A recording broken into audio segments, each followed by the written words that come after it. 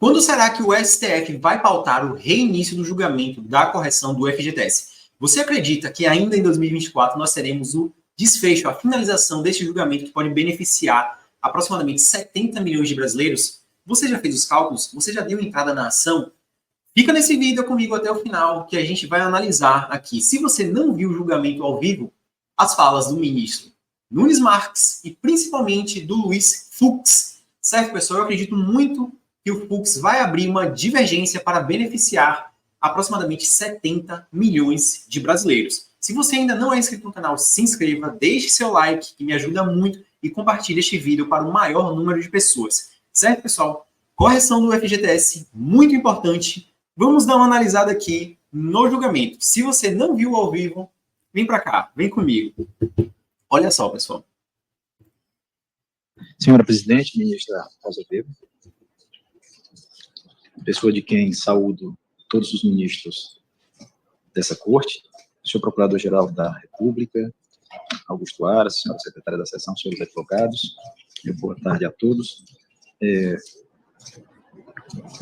Senhora Presidente, antes de mais nada, quero parabenizar o voto do eminente relator. Olha só, pessoal, o Nunes Marques, né, isso daqui, lá, vocês estão vendo aqui, 27 de abril. Quem votou antes dele foi o Luiz Roberto Barroso, né, que é o relator dessa ação de correção do FGTS. Então, ele começou ali dando os parabéns, né? Vamos lá. Ao qual eu reputo que trouxe uma solução muito inteligente e que desafia os argumentos trazidos pela Advocacia Geral da União em quase toda a sua inteireza. Ou seja, Sua Excelência propõe uma solução que não atinge os eventos pretéritos, apenas exorta ao Poder Legislativo que... Barroso, no voto dele, né, fez um voto lindo, bonito, e no final ele propôs uma modulação para que não haja o pagamento dos atrasados, né, para que só haja substituição da TR, certo? Dali para frente. Péssimo. Tente adotar medidas para promover uma compensação dessas perdas e não impacta o presente, porque após a legislação que integrou a remuneração do FGTS, a distribuição dos lucros, já é de conhecimento público que, pelo menos nos últimos 5 anos, a remuneração do FGTS, ela sobeja a remuneração da poupança. Então, Sua Excelência traz uma solução para um evento futuro, né, uma realidade econômica que possa, eventualmente, ocorrer, em que, com a remuneração dos juros dentro do Brasil em um patamar bastante inferior ao que hoje é praticada, essa remuneração do FGTS, que conta com a TR 3% e mais ainda a distribuição do lucro, ela não consiga atingir a remuneração da poupança. Por outro lado, eu acredito que todos os ministros... O Barroso, pessoal, ele está propondo justamente substituir a TR, né, que está praticamente zerada nesses anos todos. Esse é o fundamento, certo, da correção do FGTS. E o Barroso, no voto dele, ele concluiu dizendo que poderia ser substituída pelo índice da caderneta de poupança, certo? O que não é suficiente. A gente vai ver aqui, principalmente na fala do Luiz Fux. Fica comigo até o final desse vídeo para você ver o que o Fux falou, né, que é o mais importante. Por isso que eu acredito que ele vai abrir divergência do Barroso e eu espero muito que os outros ministros sigam o Fux. Tudo bem? Fica comigo até o final desse vídeo. Vamos dar até uma adiantadazinha aqui, pessoal. Eu separei aqui os pontos importantes. Ó, aqui. Tentei trazer na maior brevidade possível. Certo. Opa, adiantei demais. Vamos lá. Para os mutuários, né, que são aqueles que mais necessitam de habitação no Brasil, aqueles que recebem entre 1 e 4 salários mínimos, né, sendo eles 85% dos que utilizam financiamentos para a casa própria com recursos oriundos do Fundo de Garantia, e desses 76% são titulares dos depósitos fundiários. Então, diante dessas informações, que eu já adianto que não Pessoal, o que ele está falando aqui? Ele está comentando, né, que a AGU colocou diversos documentos dentro do processo falando que a Caixa Econômica sofreria um impacto bilionário, que iria quebrar a Caixa Econômica, que a Caixa Econômica seria obrigada a elevar todas as taxas de juros e que isso prejudicaria a taxa, né, justamente para programas habitacionais, outros tipos de empréstimo, né, que a Caixa Econômica vem a fazer.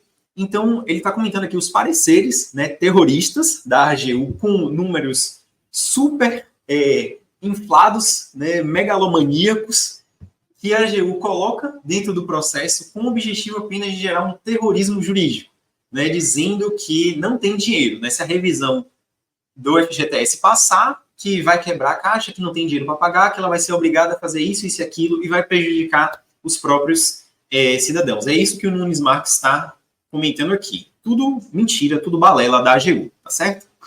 Vamos seguir. Me impressionaram e continuo impressionado com o voto do relator, né? Não, mas, de qualquer forma... O voto do Luiz Barroso foi perfeito, certo? Depois até posso gravar aqui um vídeo com o voto dele, foi lindo. Apenas a conclusão que foi uma porcaria, né? Com todo respeito, eu não estou atacando o Barroso, mas sim a conclusão do voto dele, que foi horrível. Diante de algumas circunstâncias. Um brocardo que todos nós já ouvimos, né, que canja de galinha e cautela não faz mal para ninguém. E segundo, porque não só a lei de regência, que diz que esse ajuste tem que ser feito anualmente, mas o próprio relator do seu voto, nos fundamentos, ele também consigna, né? Isso não é feito mês a mês, é feito após um ano. Então, o balanço é feito após um ano e a remuneração não poderá ser inferior àquela da caderneta de poupança. Então, o que eu trago é um pedido de vista que não deve demorar, apenas para complementar essa... O que eu trago é um pedido de vista que não deve demorar. Pessoal, olha a data que ele fez o pedido de vista. 27 de abril de 2023. Nós estamos em setembro de 2023. 27 de abril, 27 de junho, 27 de julho, 27 de agosto. Daqui a pouco nós estamos caminhando para 27 de setembro. E ele dizendo que o pedido de vista dele não ia demorar. Essa análise desses argumentos é imprescindível ao que a União vem alegando, mas com a certeza de que o pedido de vista não traz, e aí a título de informação, absolutamente nenhum prejuízo, em razão do ajuste não ser feito mensalmente. Ou seja, votando isso na próxima semana ou na semana seguinte, não trará absolutamente nenhum prejuízo para... Não trará nenhum prejuízo, né? Absolutamente nenhum prejuízo. Nunes Marques está aqui falando. Não traz nenhum prejuízo para quem? Para o trabalhador que está aí esperando, né, o julgamento, que é um direito dele, né? Se a Caixa Econômica, durante todos esses anos, está corrigindo os valores que são, né, da administração dela, de responsabilidade dela, em uma taxa próxima a zero, significa que durante todos esses anos ela está se apropriando indebitamente, né, de um valor que não é dela, é do trabalhador. Isso é apropriação indébita, certo? Não traz prejuízo, o prejuízo já está aí configurado durante todos esses anos, certo? Então traz prejuízo sim, quanto mais se demora, mais você prejudica o trabalhador. Agora, deixa eu repetir aqui a última fala dele, olha só. Eita, foi demais. Ó. Mas com a certeza de que o pedido de vista não traz, e aí a título de informação, absolutamente nenhum prejuízo, em razão do ajuste não ser feito mensalmente. Ou seja, votando isso na próxima semana ou na semana seguinte, não trará... 27 de abril, ele fez o pedido de vista, dizendo que votando isso na semana que vem, na semana seguinte, né? E nós estamos o quê? Em setembro. Ele devolveu o processo agora 31 de agosto, né? Mas, no dia do julgamento, ele falou que iria devolver o processo na semana que vem, na semana seguinte. Botou o processo de braço do braço e olha, meus amigos, e usou todos os dias que ele tinha disponíveis. Vamos seguir. Absolutamente nenhum prejuízo para os titulares de depósitos fundiários, uma vez que, sagrada vencedora a tese trazida pelo eminente relator, esse ajuste só será feito em meados do ano de 2024, alcançando a inteireza do exercício de 2023. Então, senhora presidente, eu pediria mais um tempo para analisar esses dados. Peço vista. Vossa Excelência pede vista regimental. É isso? Não é vista em mesa, eu peço a vista regimental. Sim, eu mas digo vista regimental. Isso. Sim, não, mas é porque... me comprometo em trazer na maior brevidade possível. Certo. Me comprometo em trazer na maior brevidade possível. Né? A realidade mostrou que não era o que ele estava falando, certo? Ele demorou muito para devolver o processo do FGTS. Só devolveu agora 31 de agosto. Né? Vamos continuar. Presidente, a excelência me permite um breve comentário. Eu também recebi esse material da AGU, feito com a proficiência que caracteriza o órgão e assinado pelos ilustres procuradores, que agora o meu celular não está me ajudando a identificar. Eu gostaria de fazer duas observações, inclusive diante do pedido de vista do eminente ministro Cássio Nunes Marques, cuja volta a esse plenário eu saúdo com alegria. Primeiro, presidente, a peça da AGU noticia riscos de prejuízos ou oneração, mas eu gostaria de dizer que dos autos consta peça da própria Advocacia Geral da União, com gráfico, em que a AGU afirma que desde 2019 vem pagando acima da caderneta de poupança e diz mais: a rentabilidade acumulada do FGTS para os trabalhadores desde o início da distribuição do resultado em 2017, referente a 2016, supera o IPCA, além da poupança. A Advocacia Geral da União. Pessoal, essa fala aqui do Barroso, né, no momento que ele começou a falar sobre isso, talvez ele não tenha percebido que isso daqui abriria fundamento para a fala do Luiz Fux. Fica comigo até o final desse vídeo, porque é o momento mais importante, certo? O Barroso começa a dizer, né, apesar dele ter proposto a substituição da TR pela caderneta de poupança, ele vem e diz que tem um documento, certo, no processo, de que a AGU afirma que está pagando acima do IPCA desde 2019, certo? Ou seja, se você está pagando pelo IPCA, que é melhor do que a caderneta de poupança desde 2019, isso significa que, no final do julgamento, nós poderemos ter a substituição da TR pelo IPCA ou por outra taxa, né? Acompanhe comigo o que o Luiz Fux vai falar daqui a pouco, certo? Deixa eu até dar uma adiantada aqui, pessoal, para a gente ver aqui onde interessa. Ó, separei aqui 14. Vamos lá. Considerações, eu sei que o ministro Cássio vai estudar o assunto com a atenção merecida, que me pareceram próprias de fazer, em consideração ao trabalho sempre bem feito da Advocacia Geral da União. É um gráfico muito interessante, né, que foi trazido. Oi, presidente. Ministro Fux, é Vossa Excelência que está falando? Sou eu. Aquele dia eu não estava, agora sou eu que estou falando. Fica uma luz bem no rosto, me perdoe. Agora, eu ficando assim de ladinho, eu enxergo Vossa Excelência. Está para a palavra, ministro Fux. Não, eu queria aproveitar, em primeiro lugar, saudar Vossa Excelência, saudar os eminentes ministros, o Procurador-Geral da República, os advogados que fizeram brilhantes sustentações. E nesse pedido de vista, eu só queria sugerir que também se sopesasse essa questão fática atual.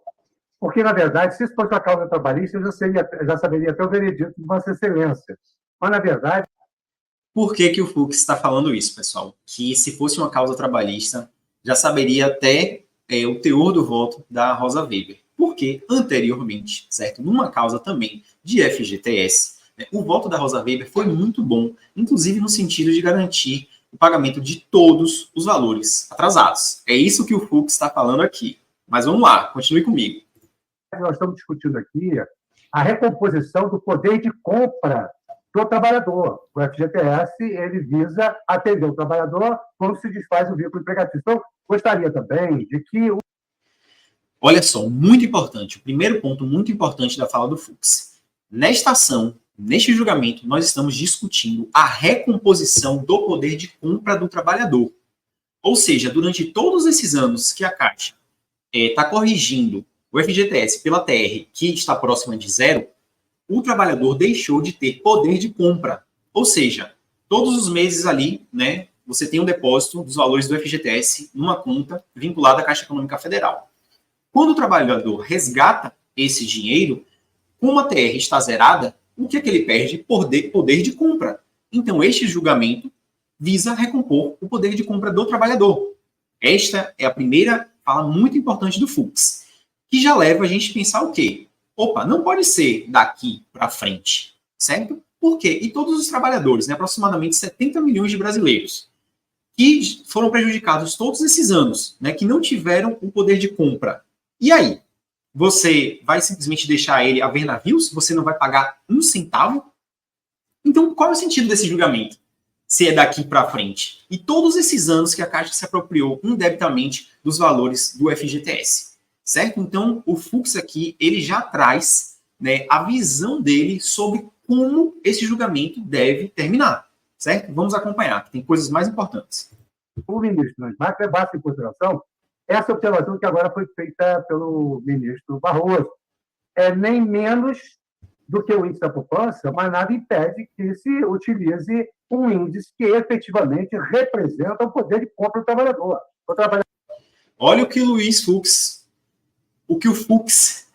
Fux está falando, pessoal. Eu ia falar, misturei o Barroso com o Fux. O ministro Fux está falando que o proposto pelo Luiz Roberto Barroso, que foi a substituição da TR pela caderneta de poupança, é o mínimo, é a base, mas nada impede de você utilizar outro índice, né, que efetivamente garanta a recomposição dos valores que todos os trabalhadores perderam. Muito importante. O trabalhador despedido ele tem de estar na mesma situação que ele estaria se estivesse trabalhando. Então, o ministro Barroso ressaltou agora que tem alto documento que a Advocacia Geral da União ela está pagando acima do índice da caderneta de poupança, e, se eu não me engano, no mesmo patamar do IPCA ou além do IPCA.